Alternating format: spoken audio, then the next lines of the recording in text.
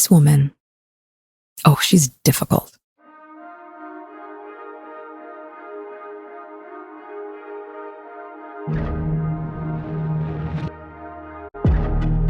When we vote, our values are put into action and our voices are heard. I got so much I want to say about the First Amendment. It is bonkers. That labeling a woman as the B word or as difficult is often a deflection. I don't see this as a political issue. Frankly, it's just a humanitarian issue. A way to hide some of her really awesome qualities, her persistence, her strength, her perseverance, her strong opinion, maybe even her resilience. Sitting on a suitcase. The things you have to do. Provocateur. Provocateur? Provocateur. Provocateur.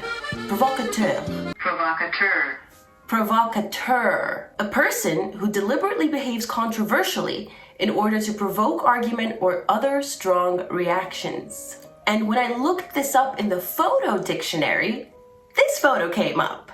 This wonderfully candid shot of the Duchess of Sussex, caught unawares in a candid moment as she grins at the conjoined palm trees before her, which you can't see in the frame, just go with it, and proudly shows off to them her I voted sticker. Last week must have been a quiet week for Meghan, despite the fact that she released the B Word podcast, because God forbid, you can't say the B word without breaking out in hives. I can't. I mean, for a person who hates the word so much, this is giving me hives. But as with all the other episodes, this podcast was a response or a retaliation against the Duchess Difficult label that has been slapped onto her pretty much as soon as she joined the fray, which of course include the bullying claims. I'm not going to go into a deep dive into that podcast. I mean, I don't really ever do deep dives into her podcast because there's nothing deep about them. But I will say she had a very interesting and inspiring guest towards the end called Victoria Jackson. So if anything, I know it's difficult to sit through Meghan's sickly sweet put on phone sex voice, but Victoria Jackson's story is so inspiring. It talks about the power of love, really, and what a parent or anyone who loves someone else for that matter would do to save the life of their loved one. And oddly, it had nothing to do with the B word. Meghan kept trying to, steer Victoria away from her inspiring, positive story to... Do you think the pushback you were getting was because you were a woman and out of your wheelhouse specifically, or perhaps because as the mom, they didn't want the emotion in it? It's like, Meghan, just stop. Stop trying to make the B word happen. It's not going to happen. I believe the very next day, this photo, which was released through her favorite trusty mouthpiece, Omid Scobie, to announce to the world that the Duchess of Sussex has voted in the US midterm elections.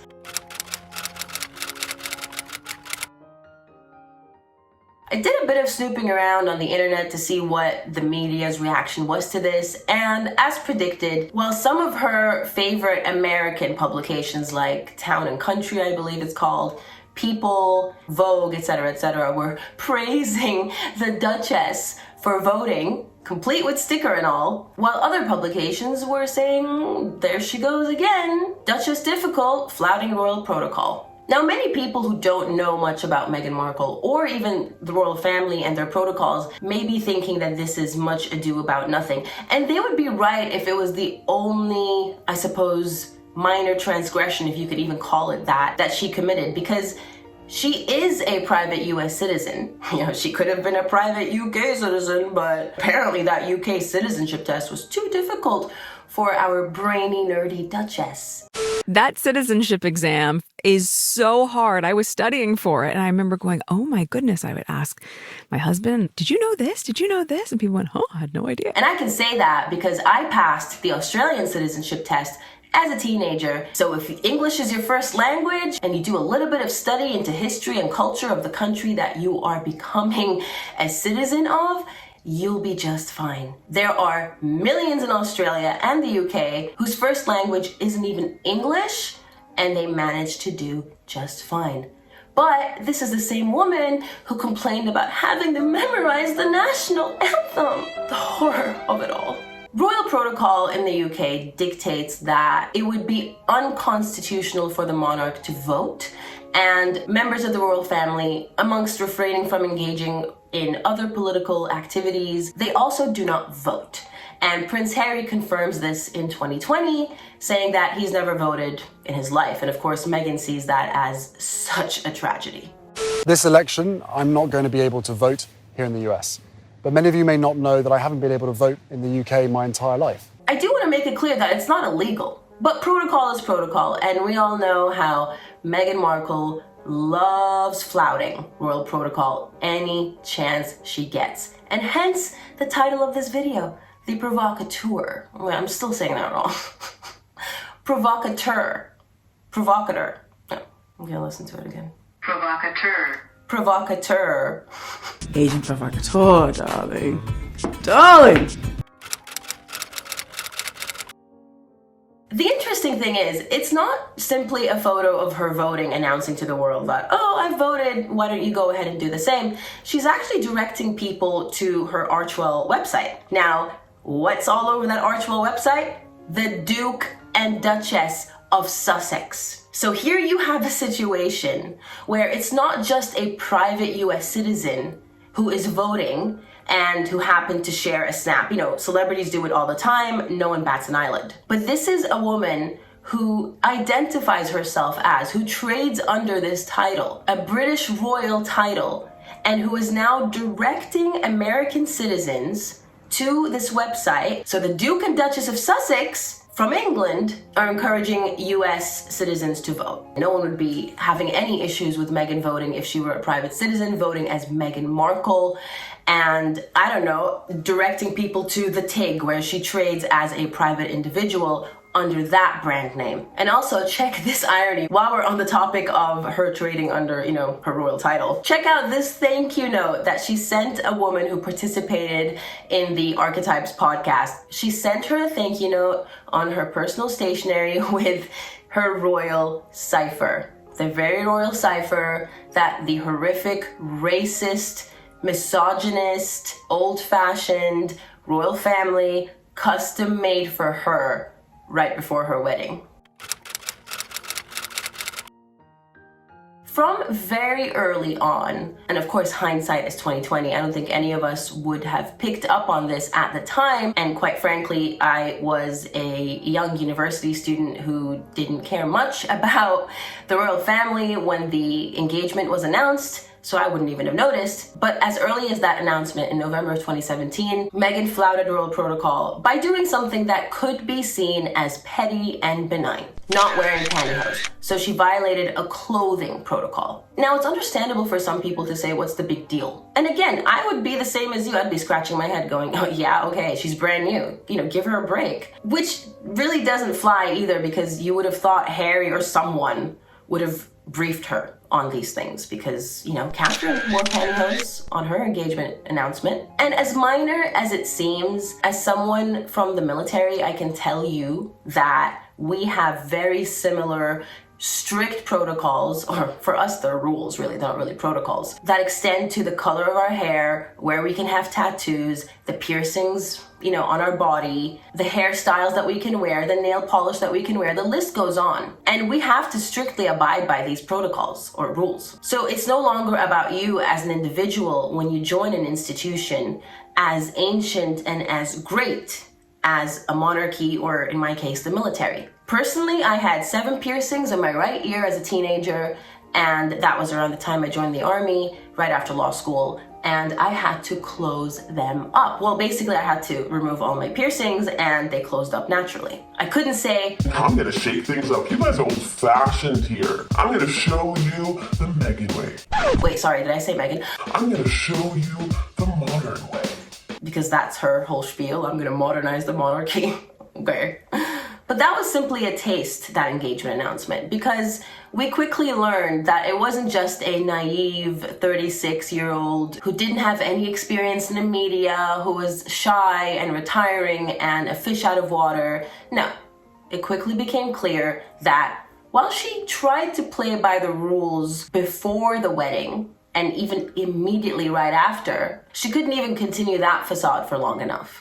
There were the black ensembles when it is royal protocol to restrict all black attire for mourning and for other somber occasions. There was the black nail polish. There was the opening and closing of her own door, which again might seem like a feminist move, more power to her, but that's just not how it is in the royal family. When you marry into an institution like that, you have to put aside certain things. You know, you're marrying into such a position of privilege. One would think that a few compromises of, oh no, I can't shut my own door anymore. One would think that you can live without that. One would think you could thrive without having to do that, at least in public. I'm sure Harry is letting her open all the doors she wants in private. There was all that secrecy around the birth of her child, which apparently even the royal family themselves didn't know exactly when Archie was born. They made a wrong announcement as to the time. Basically, many indications of this woman deliberately flouting protocol, deliberately stirring the pot, and some would say deliberately being a provocateur. Did I say it right this time? Provocateur. Which brings me to basically everything that happened right before and right after Megxit. The South Africa documentary was definitely the first serious taste of what this couple were capable of. And then, of course, there was the infamous Oprah interview. Fine, we know about that. But then we move on to the serious merching, selling a book, The Bench, under the title of Meghan, the Duchess of Sussex, signing a Netflix deal and a Spotify deal and a book deal for Harry under the titles of the Duke and Duchess of Sussex, giving interviews riddled with senseless, needless provocations, including blackmail, which she's conveniently tried to distance herself from since, and, you know, that's backfired as well. Everyone's seeing right through this provocatrice. That's apparently the female version of provocateur. I hope I'm not butchering that, and I mean no disrespect. J'adore le français. Is that how you say it? J'adore le français. And mind you, I think both she and Harry are provocateurs. You know, I don't exempt Harry from any of this. I think he's equally liable, especially when he's doing things such as giving interviews to American networks alleging that, you know, he wants to keep the Queen safe and he wants good people around her and he's the only one she trusts, when he basically triple and quadruple backstabbed her with that Oprah interview and everything that came after it. And then, of course, let's not forget the 2020 election campaign. The first time that I think Meghan and Harry truly demonstrated to the royal family, even though they were still in their review period at that time, that they didn't give a damn. And that one of the primary protocols of not involving yourselves openly in political campaigns meant as much to them as the dirt under their shoe.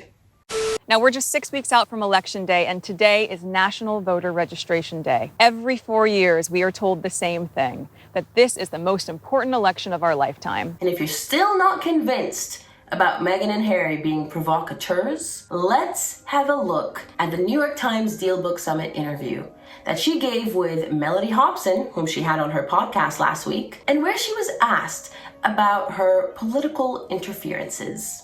You have been working the telephones about the issue of paid family leave. What happens when they pick up the phone and you say it's Meghan? You say it's Meghan, the Duchess, I introduced the whole thing? A few senators actually called for the stripping of her title. So they joined the fray and said, who is this person operating as a British royal, calling us and telling us how to run our country and, you know, basically involving herself in our politics? And she didn't deny this. You know, she's proud of it. And so you can't even argue ignorance. Speaking of ignorance, she was also asked about the friction between her political endeavors and the fact that she is a member of the royal family and what it means. Do you have any anxiety about getting involved in politics? Look, there's certainly a precedent amongst my husband's family and the royal family of not having any involvement in politics. You've heard it straight from the horse's mouth. She is aware of this protocol, but in another attempt at a creepy impersonation of, you'll find out who in a second, her response was, I don't see this as a political issue, frankly. I mean, paid leave, from my standpoint, is just a humanitarian issue.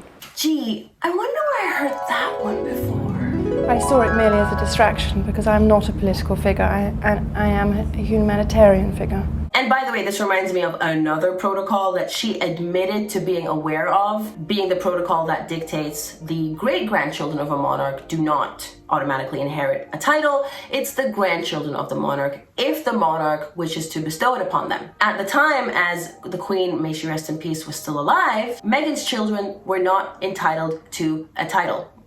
That sounds weird. And yet, she still sat there on a global stage knowing that millions upon millions of people would tune in and lied through her teeth after admitting that she knew about the protocol, that the reason her son wasn't getting a title was because of racial motivations. She also wrote that letter to Nancy Pelosi and I believe it was the House of Representatives about paid parental leave, where she completely rewrote her history, pretending she was this struggling lower middle class child who had to eat $5 salads at Sizzler. Which, by the way, there's nothing wrong with eating $5 salads at Sizzler. It's just that she lied about that too. And I've already put up the Instagram post where she exposes herself by being honest in my last video. So check that out if you haven't seen it already. It's called The Black Widow. In that letter to Nancy Pelosi, the letterhead literally says, the office of the Duke and Duchess of Sussex. And if that's not enough for you,